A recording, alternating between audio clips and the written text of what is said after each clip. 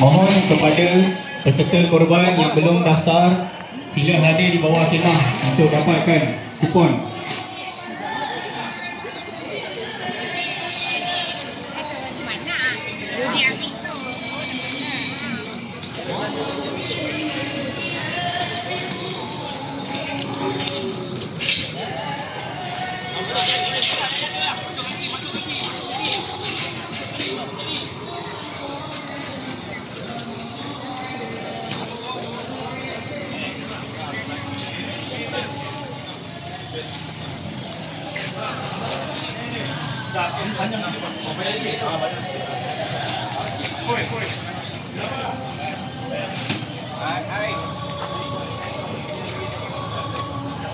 Halo, Assalamualaikum warahmatullahi wabarakatuh.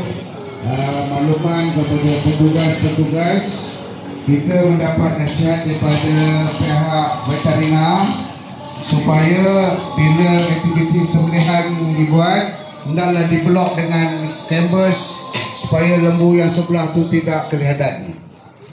Ini minta arahan daripada pihak veteriner. Mohon. Okey, petugas minta blok dengan banner sebelum sembelih. Ini nasihat daripada pegawai veteriner.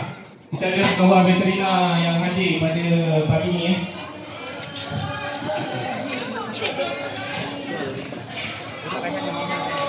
Baik, nombor 2 standby ni, banner blok.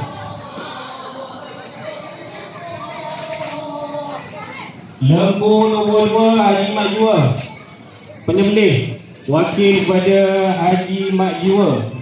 Mana lari pula? Mana Haji Mak Jiwa? Okey. Satu lagi blok banner.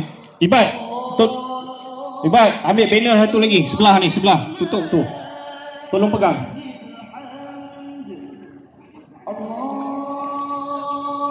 Pegang banner dan pegang lembu lembu jangan lepas.